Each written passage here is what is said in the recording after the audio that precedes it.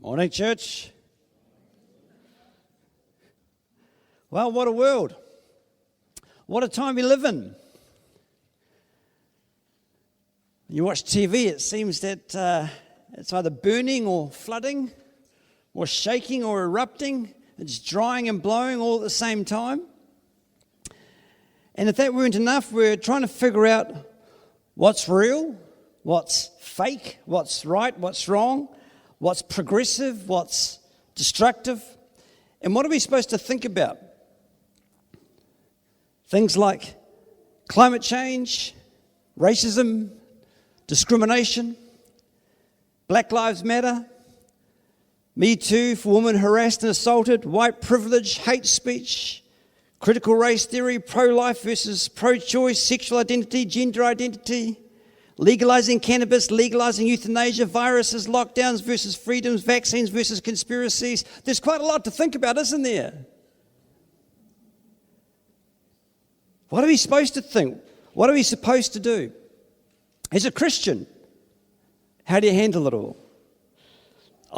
For me, I'm easily irritated by the many labels and movements and outcries that populate our screens and newspapers.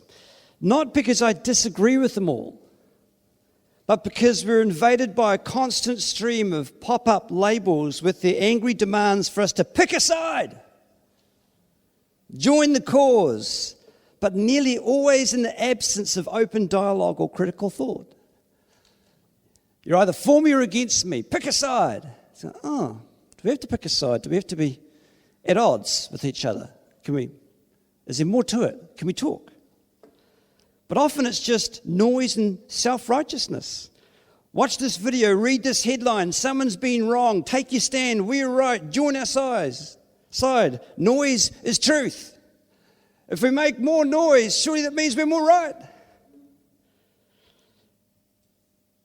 And something that slightly irritates me is that there's so much noisy nonsense being shared around social media and pseudo-journalism that it detracts from some of the real issues or the real dialogue and process. Sometimes it's so noisy and so much nonsense being pumped out there that it actually takes away from the very causes that people are trying to lift up.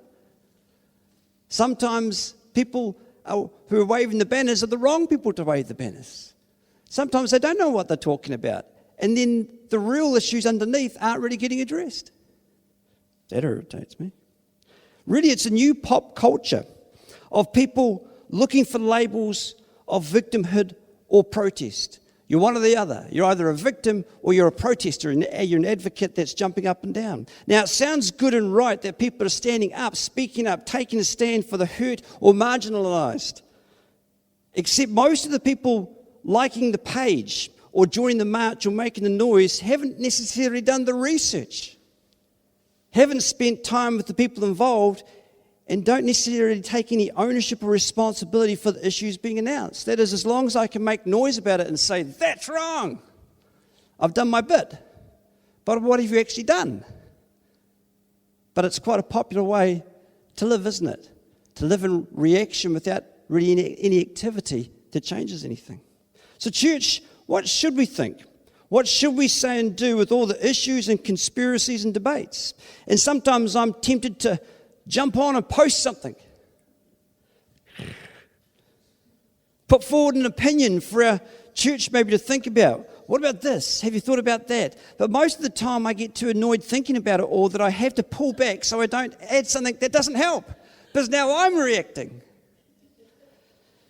So there are a few things that I want to do this morning to help us as disciples of Jesus Christ to work out how to navigate and respond to the ongoing global culture of reaction hysteria. I'm throwing my own labels out this morning. First of all, context. Context. Step back. When something's promoted to you as a new label, as a new movement, as a new protest, as a new thing to get angry about, step back. Consider the context. And the first context you want to look at is the wider context of what we're living in. So since Genesis 3, we know that we're living in a fallen world. So that's helpful, isn't it? it goes back thousands of years. So if you want to start pointing a finger, just go, hang on. It started a long time ago, the issues. And we could blame Eve, right on? And Adam. I'm sorry. Eve and Adam is what I was going to say. In fact, the world is saturated with the history of war, of division, of inequity and excess. True? History isn't necessarily a fun thing to read. I didn't get to do a lot of history in school, or maybe I did, I wasn't listening, I can't remember, but I'm pretty sure that most of the history that I heard was only bad news. I'm sure there's good news there somewhere, but when you look at history, it's filled with war, division, inequity, and excess. There's a growing disconnect now from traditional and historical identity. A growing confusion about right and wrong, about purpose and meaning, about identity and value. Is my gender my identity? Well, from a Christian worldview, our identity is not based in our body. It's based in our belonging to our Creator. That's where identity comes from. A generation is appearing that's living out of a reaction to all these brokennesses in our world. But underneath that reactivity is a world searching for peace, identity, and hope.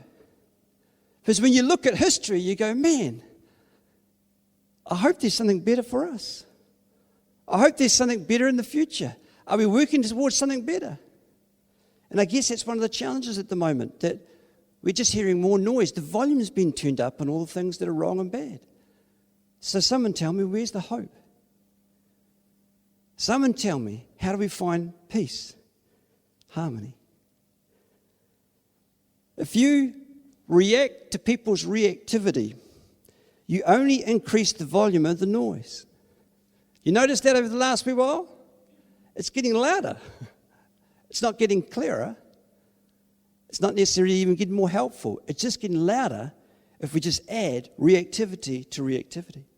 So we need to step back and see the background and not just the foreground. If the people making the noise and the people laying the blame aren't actually the people who have directly been harmed, oppressed, or deceived, we need to be wise to the underlying cry and need that wants to be met. There's an underlying need that needs to be met.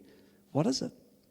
People sometimes grab a new label or a new protest so that they can feel good that they're belonging to something. They belong to a cause. Now, this is not everybody, but sometimes this is the background of what's going on. Sometimes their life feels like it has more meaning if they can take a stand for something. Doesn't matter what it is, as long as I can take a stand for something, surely that means I've got some meaning. Sometimes it gives people a sense of power to join a protest when parts of their life feels unheard or powerless. That's the stuff you want to talk about. Sometimes people who don't want to feel unworthy or a failure like to attach themselves to outcries and movements, because if you're focusing attention on what other people are doing wrong, it keeps the focus off where you might have gone wrong, where you might have failed, where you might feel like you don't measure up. If I can just keep on talking about what you've done wrong, that kind of makes me feel I might be on the right side. Sometimes, though, there are people groups that arise that have been so oppressed for so long that they're now willing to risk it all just to have a voice. I don't necessarily see that happening a lot in New Zealand. I often see that the people, the ones marginalised, the ones that are so neglected, the ones who've been oppressed, the ones who actually would like to stand up for, are often not at the front lines of the picket. They're not often the ones waving the banner.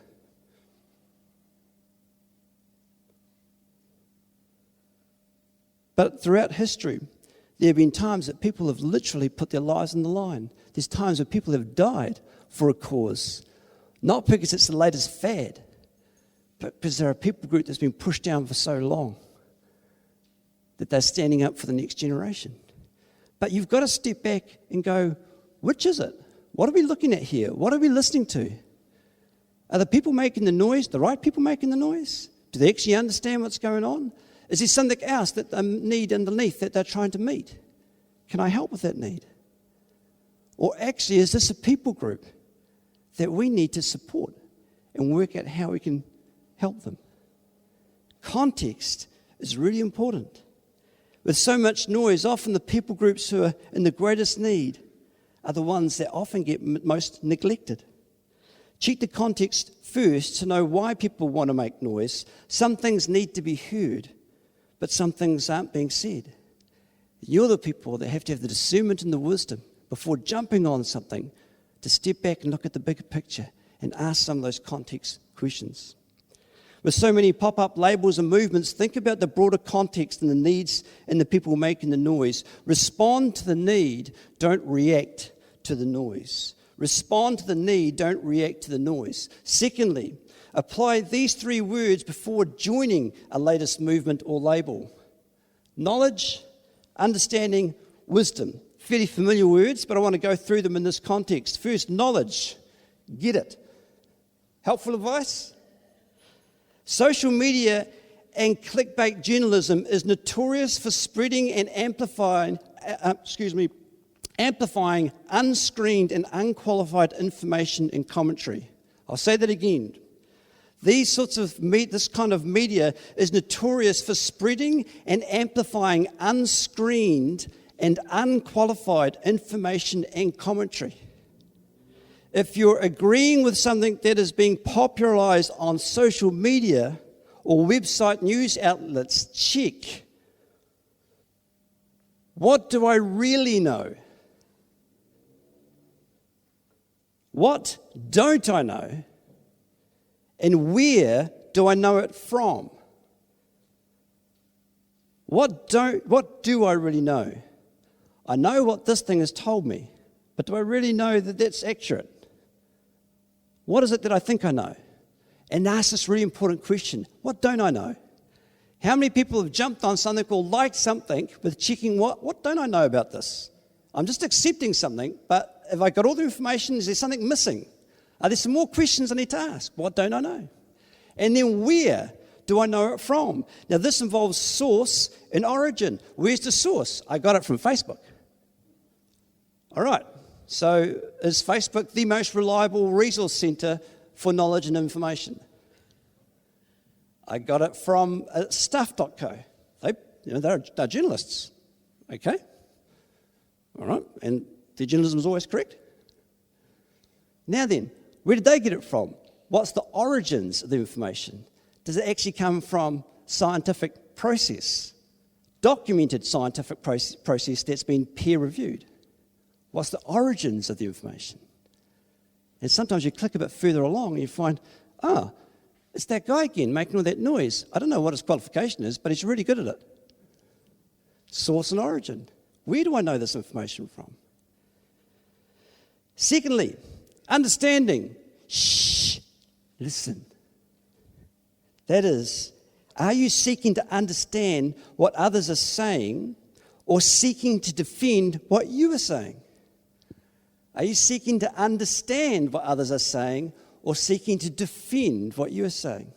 Now, all of us who are human here have been tricked by this one because we've all been involved in arguments in our household and other places where we've stopped listening to understand and we're talking to be heard. There's a time for talking and there's a time for shh, listen. And that's what's really good about understanding. Remember, the 2 ears in 1 mouth formula of God's design. Listen twice as much as you speak, or listen twice as much as you type.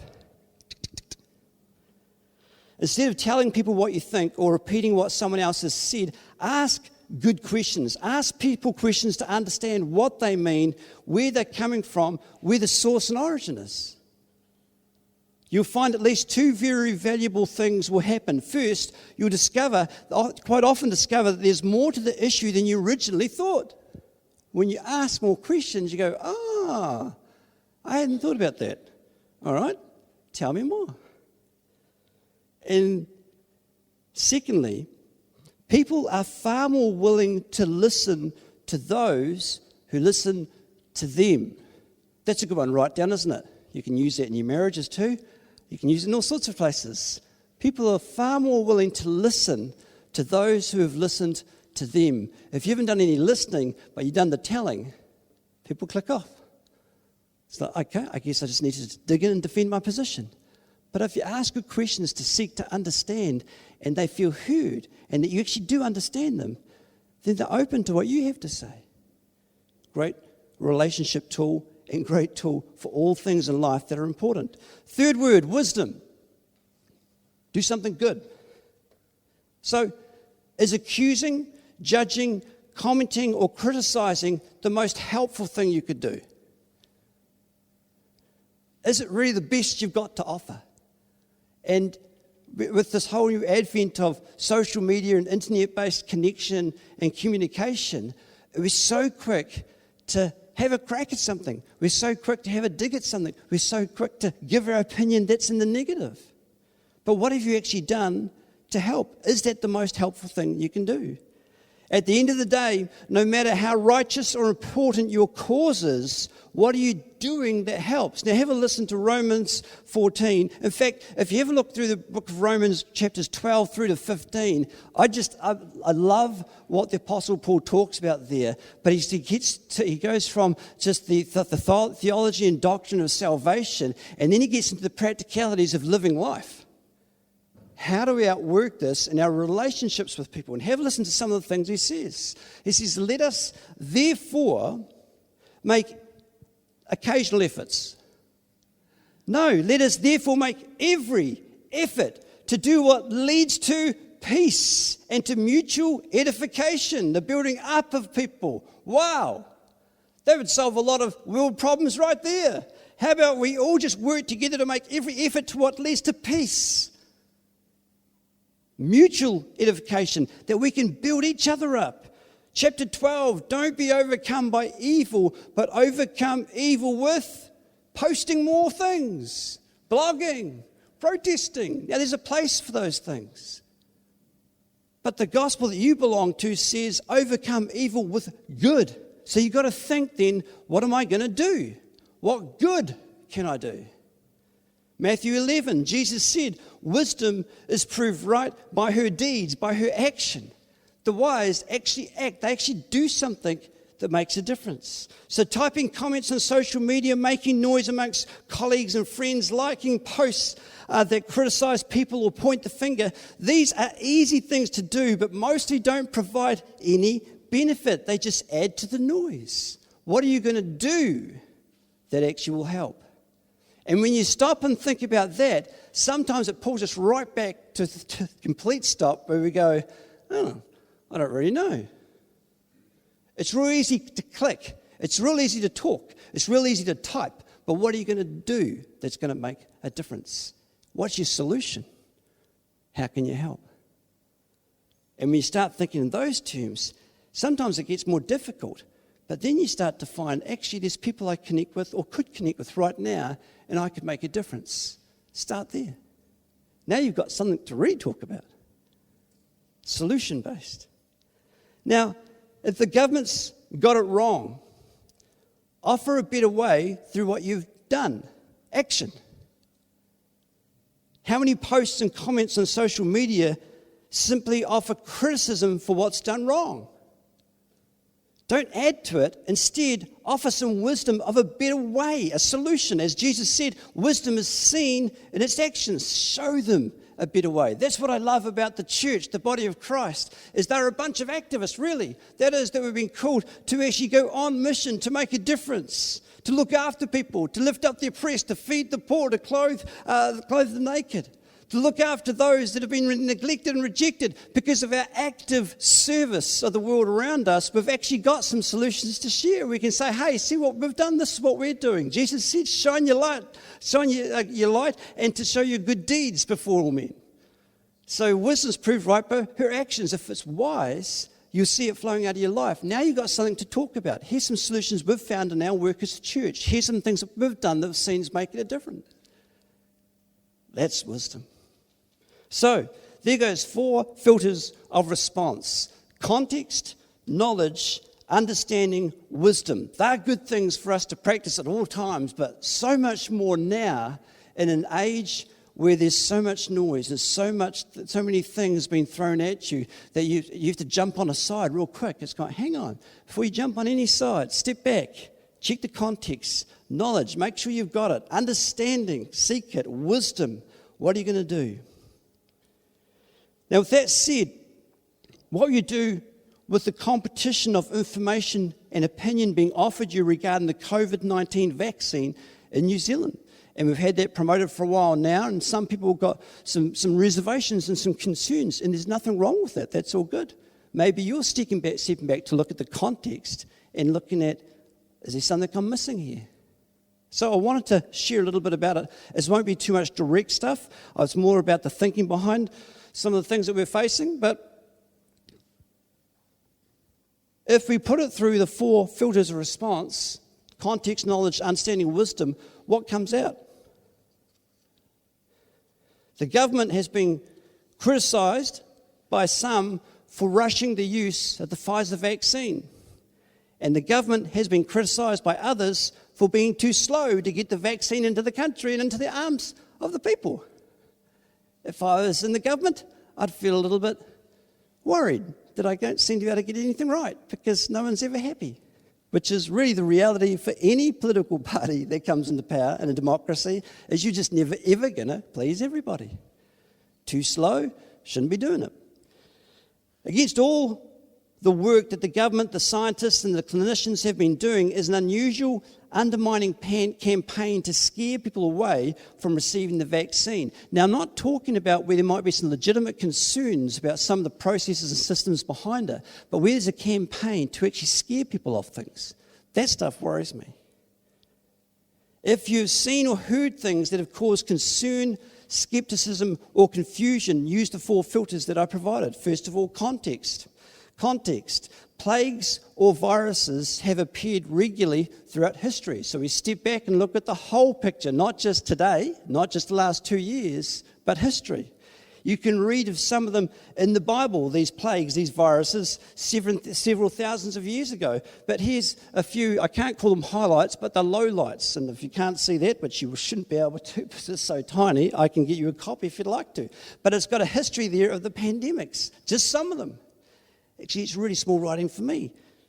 There's it starts with A plague, back in about 163 AD, where there was 54 million died.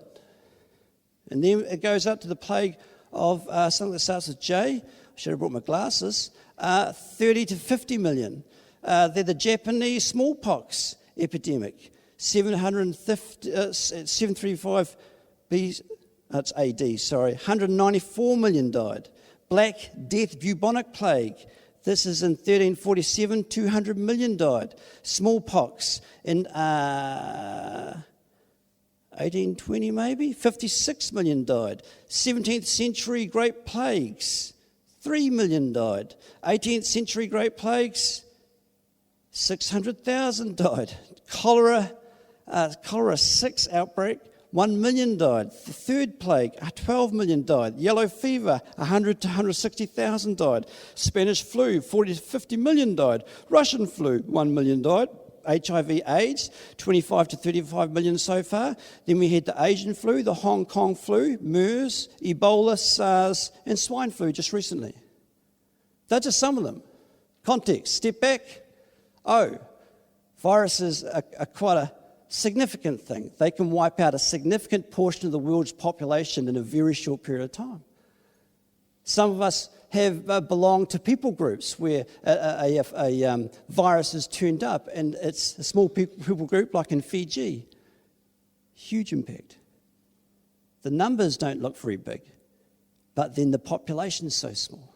Samoa had that back in the early last century, when New Zealand didn't close its borders in time and the flu got to them. I think it wiped out 1 in 5 people.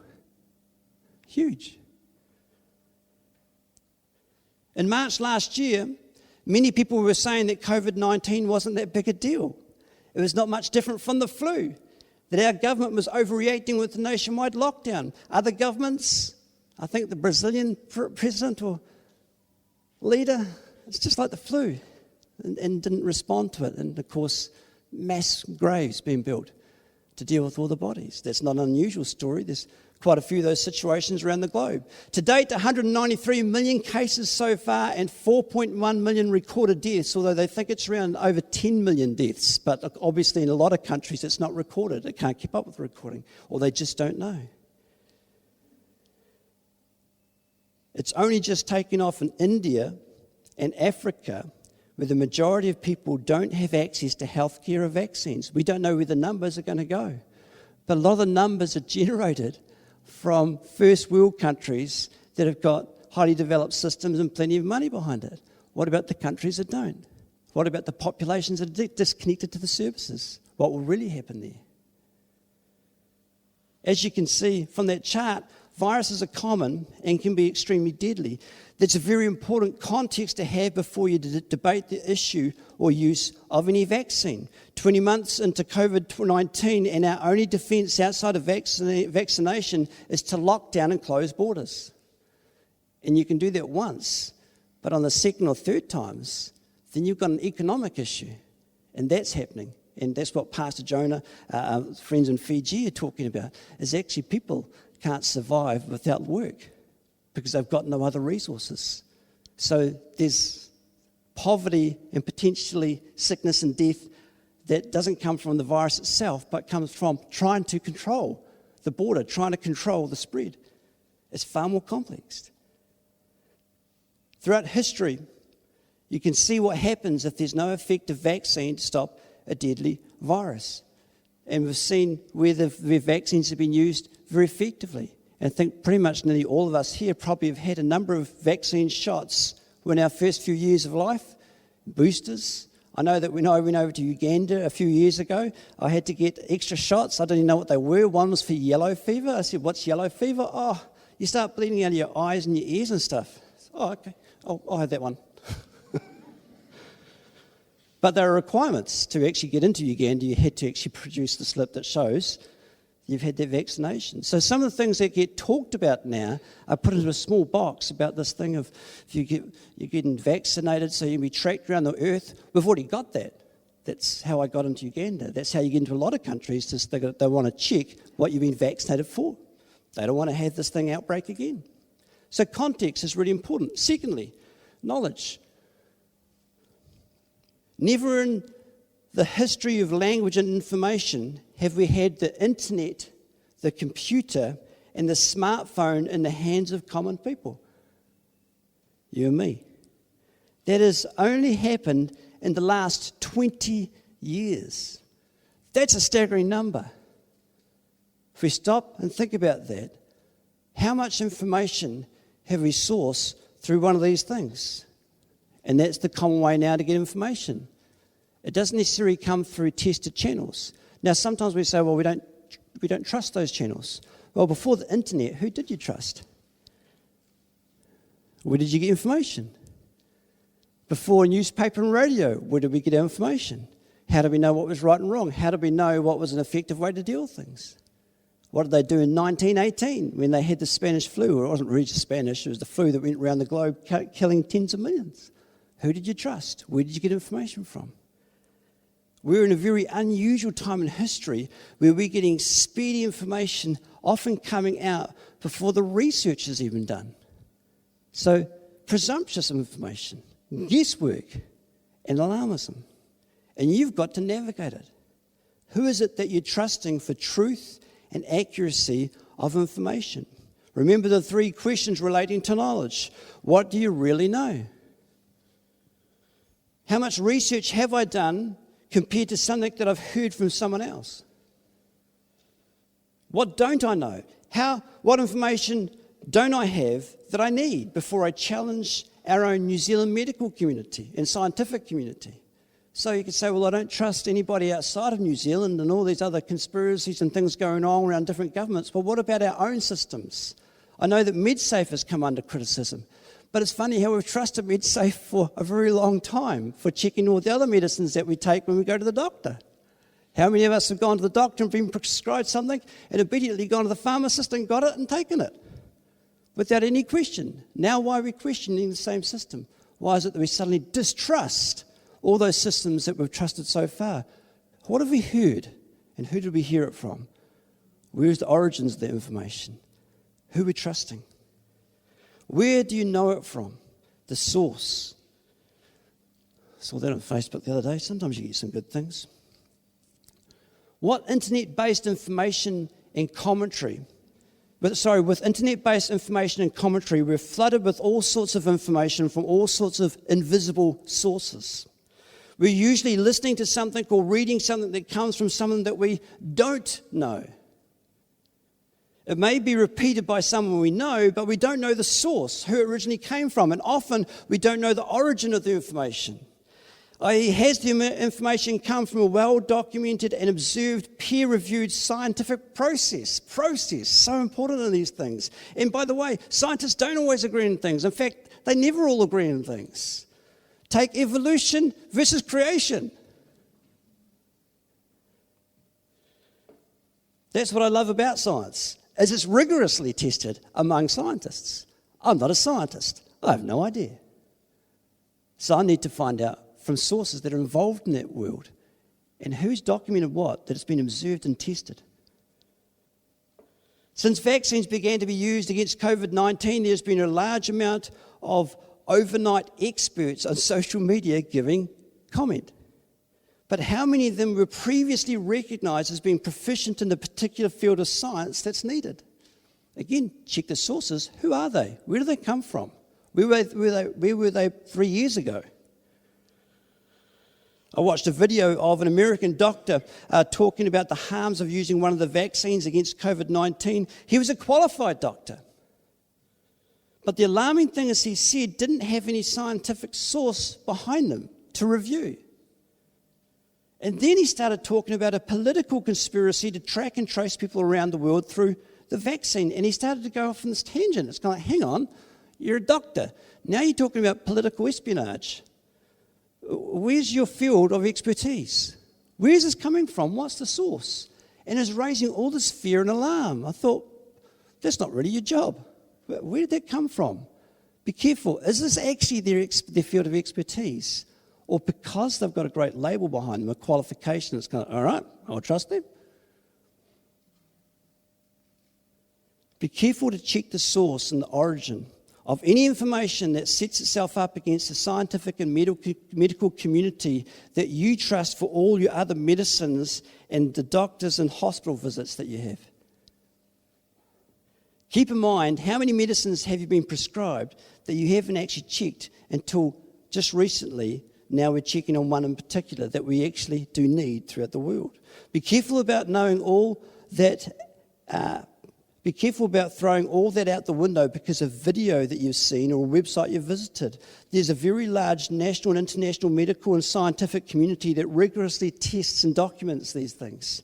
And in fact, this vaccine, the vaccines in particular, and what I like about it is there's not just one, there's a number of them all been tested, and some haven't got through, some have.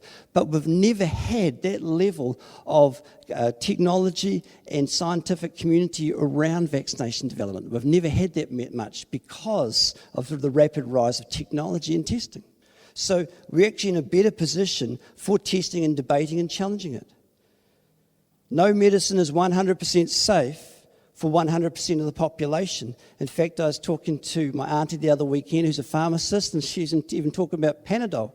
Some of the basics. It says there's a limitation on how many you can have because it's actually toxic to your body. Most things that we take actually have a toxic effect. In fact, some of the most important medicines, when you think like chemotherapy for cancer, how important is chemotherapy? It's a terrible thing to have in your body. It really starts to destroy your body, but you need it for a period of time. We're used to the risks associated with medicines. We just need to have a good measurement and comparison for what's good for all, not just what's good for me. So the second point was understanding. Instead of telling people what to think, I said before, or repeating what someone else has said, ask questions to understand what they mean and where they're coming from. And that's important for any kind of debate, including the vaccine debate. Ask questions from both sides to understand where they're coming from. Where are the concerns? Where are the fears? And they're on both sides. The third one was wisdom. Do not be overcome by evil, but overcome evil with good. If you don't want to use a vaccine, what are you actually going to do that can help stop COVID-19 harming and killing people around the globe? Often we, again, shrink things down to a tiny context where maybe it's just for me. But this isn't a just for me thing. When I showed that graph before, that chart before, of all the different viruses that have taken out hundreds of millions of lives over the last 2,000 years, and that's only some of them. What is the solution? Do we wait until we've got hundreds more millions dead? What do we do? So we need to step back to the wider context and think about what is the good that we can do to overcome the evil of disease. It's easy to promote concerns about the possibility of future unknown risks in using a vaccine, but what's your solution? What can you do? And I think sometimes our context is so narrow because we live on two little islands at the bottom of the South Pacific where we can easily lock our borders and keep away from so much pain. That's why it's important to look at what's happening in other countries and go, hang on, what's our part to play? It's easy to say, I'm just going to hold off. But this is a communal virus, not an individual virus. Without vaccinations, millions die through viruses. If it was just about me, I could say, no thanks, I'll take my chances. But how would I feel if I passed the virus on to someone I know, to my parents, if I brought it into the church? It's a communal thing. It's not an individual thing. And that's an important context to always think about when debating these sorts of things. Now, if you've heard something that has got you worried about the COVID vaccine, please check your thinking, first of all, through these those four filters: context, knowledge, understanding, wisdom. But also, there's a helpful video that the Baptist Church has posted. They've done an interview with immunologist and clinical microbiologist James Usher and Professor of Anatomy Gareth Jones. And they give a scientific view from a Christian perspective. And I love the way the Baptists do things because they're kind of anti-hype. So you just got a couple of scientists being interviewed and they're just telling you what they think. Here's some science stuff behind it. They try not to go too deep because half of it we don't understand unless you want to get into the scientific field and get people to define it. But they're trustworthy Christians that I think, awesome, all right, that's very helpful. I can dig deeper with them. I can go further with that. But I've actually posted that on our Facebook whānau page. If you aren't on Facebook, let me know. Happy to pass it on. But there are some fantastic sources with good origins of information if you want to go looking for them. And the Baptists are pretty good at doing that kind of thing. So I appreciate that. But I want to encourage you to pause and think through those things of context, of knowledge, of understanding, of wisdom. Where are you going to go? Who are you going to trust? And that's where I think we can do a whole lot better and help others with it as well. That's the first part of this message. The second part is the most important part. Therefore, I need a drink of water.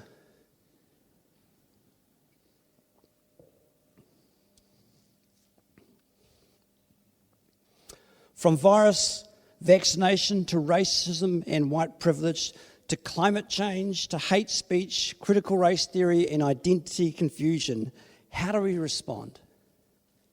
What do we say? How do we combat the confusion and the manipulation?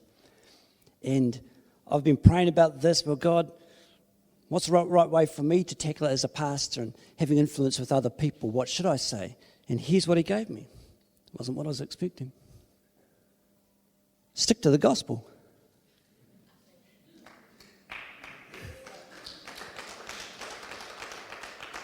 Don't let the confusion, the debates, or the differences of the world frame your thinking or change your message and purpose. Mark 16, Jesus said, "Go into all the world and preach the gospel to all creation. Whoever believes and is baptized will be saved, but whoever does not believe will be condemned." Now, when you've got your borders locked down, you say, well, I can't go into all the nations, but it just so happens that you're in this 20 years of history. What's happened in this 20 years of history? You actually do have a device. It's not all evil. You've got lots of ways of sharing the gospel. That's what we're here for. Romans 1:16, I'm not ashamed of the gospel. It is the power of God that brings salvation to everyone who believes. The gospel keeps all of history in context. That is, this world has always needed saving. And Jesus' sacrifice and message is the only true and effective answer, both for now and for eternity. How much of our context is stretched down to just now? How important is the eternity factor? How much has that been talked about? How many people are talking about the virus of sin that destroys for eternity? And the vaccine of Jesus' blood that saves for eternity. For sickness, He is our healer. For racism and division, He is our peace. For injustice and oppression, He is our judge and deliverer. For our sins, He is our forgiveness. For eternity, He is the kingdom, the power, and the glory. He is the life. He is the truth. He is the way. If you get depressed or anxious or distracted watching the news and hearing all the division and confusion, get back to the gospel. The gospel. Gospel means good news. Not just any good news, the good news. You have the answer. You have the hope. You have the solution and the blessing that people need in life forever. Remember that we've spent time looking recently at the context, both in today's message, but also throughout the year in regards to prayer. Context. Finally, be strong in the Lord and in His mighty power. Put on the full armor of God so that you can take your stand against the devil's schemes. For our struggle is not against flesh and blood. It's against the rulers, principalities, against authorities, against the powers of this dark world, and against the spiritual forces of evil in the heavenly realms. How many times do we get sucked in to making political things and political people our enemies? We're making people online our enemies. That's the enemy we've got to sort out. Ephesians 6 says, hang on. You belong to a much bigger picture. It's a cosmic picture. There's heavenly realms that you can't see, and there's spiritual authorities in those realms that are warring over this world, warring over the souls of mankind. That's the battle you're in, and you need to put on your army to fight that battle. That's why we've been talking about prayer and intercession. That's why it's so important. Wisdom, prove right in our actions. What can you do? Pray. Get together and pray and watch what can happen. But if the church gets distracted and stops praying, well, expect more bad things to happen without solution, without change. Which agency, which department of the government can intercede with the God of heaven and earth? Where can you go for that? You have to go to the house of prayer for all nations. It's the only one that can intercede on behalf of the world around us. It's the only one that has access to the kingdom of heaven, to the God of heaven and earth. You and me have access to the solutions that this world needs. And that scripture says that the enemy has schemes, plans, strategies, carefully crafted plans aimed to steer mankind away from God, away from salvation, away from the kingdom, and into darkness. Carefully managed and orchestrated schemes that he works out over decades to divide people, to confuse people, and to distract Christians away from the gospel they're called to preach. For the church, we must be alert to the enemy's schemes to divide and to distract. If you're getting sidetracked with debates, if you're spending more time listening to or reacting to the noise in the world, get back on task, get back on track, get back on topic. The good news of the invitation into the eternal kingdom of Jesus Christ is the number one purpose and solution for mankind. You've got it. Have you been sharing it? Have you been giving it? What are we busy with? Because whether it be by virus, by getting run over by a bus, or just one day falling asleep and not waking up again, we're all going to die. Our time here is so short. This isn't our end game. This is the start, the first part. What we're really designed and created for is the kingdom to come. And that's where our focus should be. The world is fallen, lost and struggling in darkness. You are the light of the world. That's what Jesus said about you. So you need to stay switched on and shine. Don't add to the darkness, add the light. Don't get lost in the darkness.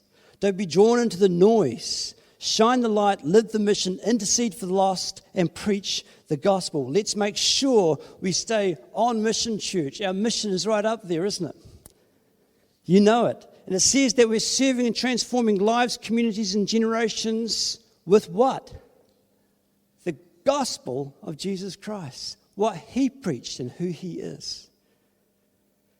Earlier in the year, I gave you four key things to remember in sharing the gospel with others. Do you remember what those four key things are? They don't have to be in order. You can throw them out. We'll use them. Sharing the gospel. What are four things that you have to explain?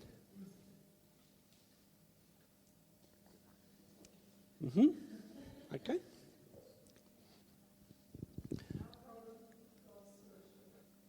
Excellent. Our problem, God's solution. The first one, God's intention. Second one,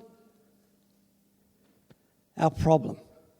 Third one, God's solution. Fourth one, our decision.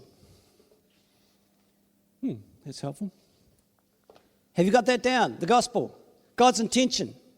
Often when people talk about the gospel, they start with sin. That's terrible. That's not where it starts. The good news is Genesis 1 and 2, Revelation 21, 22. The good news is that we see God's intention is to give you all things. He starts by giving you this little speck of dust called Earth, tiny planet in the universe, not even in the center of a solar system, not even a big solar system. This little planet we're given, rule that. That's the first part. His intention is to give us all things.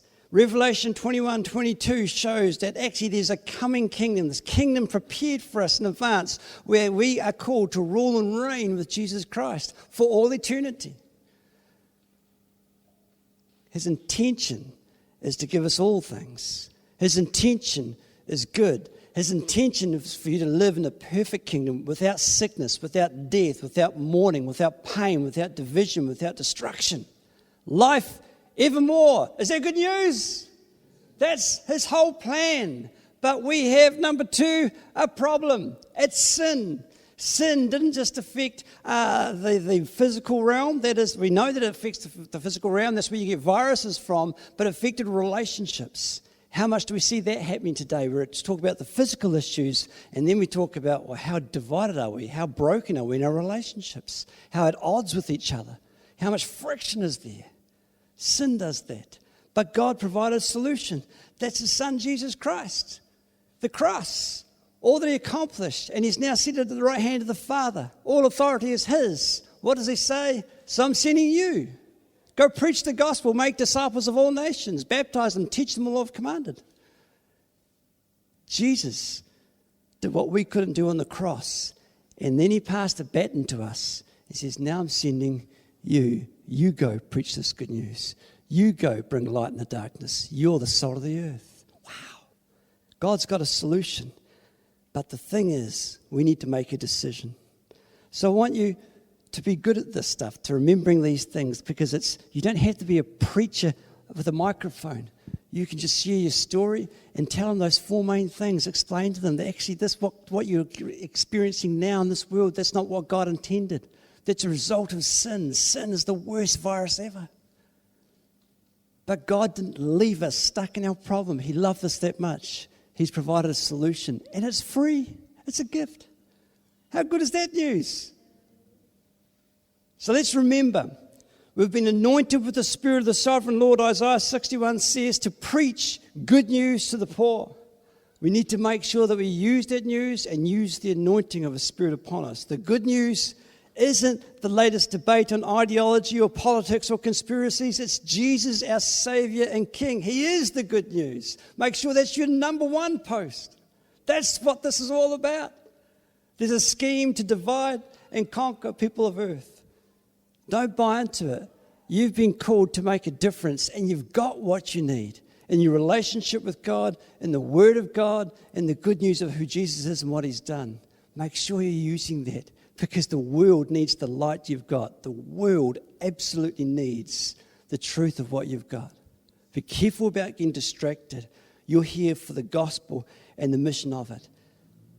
Amen?